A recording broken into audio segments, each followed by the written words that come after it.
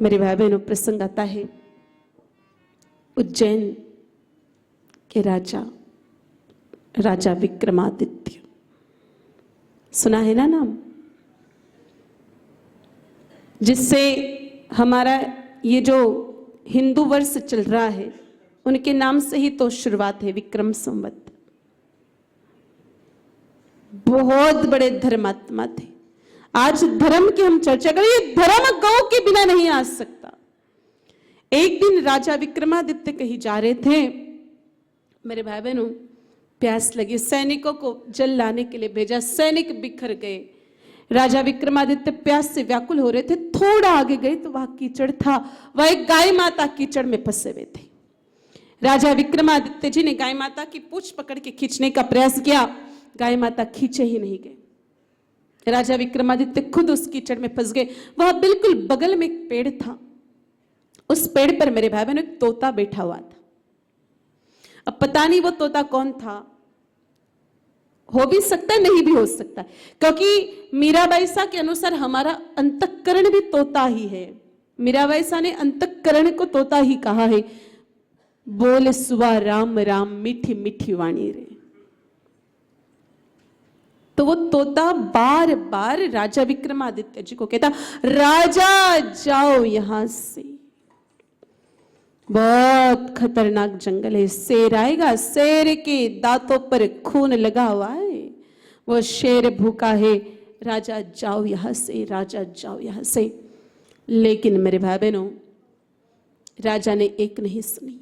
पूरी रात वो तोता राजा को परेशान करता रहा, डराता रहा, लेकिन राजा ने मेरे भाई बहनों गौ माता की पूंछ नहीं छोड़ी। जब सुबह हुई, उस समय देखा कि यहां कोई तोता नहीं, यहां कोई कीचड़ नहीं, यहां कोई भी जानवर नहीं, साक्षात धर्मराज वहां पर उपस्थित थे।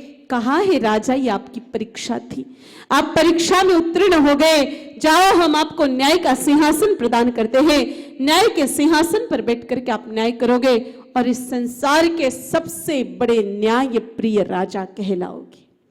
और राजा विक्रमादित्य को वो न्याय का सिंहासन गौ माता की सेवा के कारण ही धर्मराज ने प्रदत्त किया था। मेरे भाई बहनों, वल्लभदास जी भी गाय माता की पूंछ पकड़ के खड़े हैं। मन में कितनी बार विचार आए कि वल्लभदास क्यों सुबह आ जाना, अब आवश्यक है क्या? तुम्हारे तो घर पे कोई है भी नहीं, मरमुरा जाओगे तो कोई तुम्हें जलाने वाला भी नहीं है। फिर एक मन ने कहा, वल्लभदास बीमार हो जाओगे तो सेवा करने वाला भी कोई नहीं है। लेकिन मेरे भाई बहनों, अंतो गत्वा विजय गोपाल मन की ही हुई। वल्लभदास जी ने गाय माता की पूंछ नहीं छोड़ी। जब सुबह हुई, कुछ लोग उस रास्ते से जा रहे थे। अब दुनिया में ऐसा जरूरी नहीं मेरे भाई बहनों कि सारे के सारे रावण ही हो, क्योंकि रावण की लंका में भी कहीं ना कहीं एक विभीषण जी तो रहते ही थे। उन लोगों ने वल्लभदास जी को सबसे पहले बाहर निकाला, फिर गाय माता को बाहर निकाला, गर्म पानी मंगवाया गया, गर्म जल मंगवाया गया, जिससे गाय माता जी को नहलाया गया।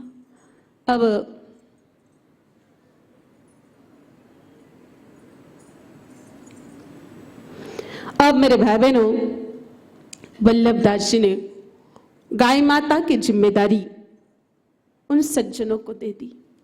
कहा मैं थोड़ी देर बाद आता हूं, क्योंकि मंगला आरती का समय हो गया है, वस्त्र भी खराब है। हालांकि उन वस्त्रों की वल्लभदास जी को चिंता नहीं थी, लेकिन लोकाचार के कारण वस्त्र बदलने आवश्यक थे, इसलिए वल्लभदास जी घर के लिए मुड़े।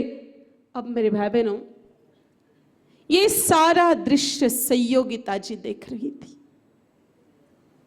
आज संयोगिता जी मंदिर की ओर नहीं गई, मंदिर में विराजमान श्रीनाथ जी की मूर्त संयोगिता को वल्लभदास जी के भीतर दिखी और वो पीछे पीछे पीछे पीछे पीछे पीछे वल्लभदास जी के चलने लग गई। एक समय था जब वल्लभदास जी संयोगिता जी को चोरी छुपे देखा करते थे, लेकिन गौ कृपा से आज ऐसा समय आ गया कि अब वल्लभदास जी के पीछे पीछे स्वयं संयोगिता जी चल रही है।